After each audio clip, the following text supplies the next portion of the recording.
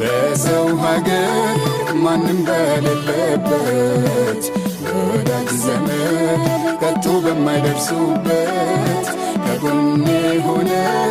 እንደ እናት እንደ አባት በቀን በሌሊት ነፍሴን የጠበቅሽ በሰው ሀገር ማንም በሌለበት ወዳጅ ዘመድ ከቶ በማይደርሱበት ከጎኔ ሆነ እንደ እናት እንደ አባት በቀን በሌሊት ነፍሴን የጠበቅሽ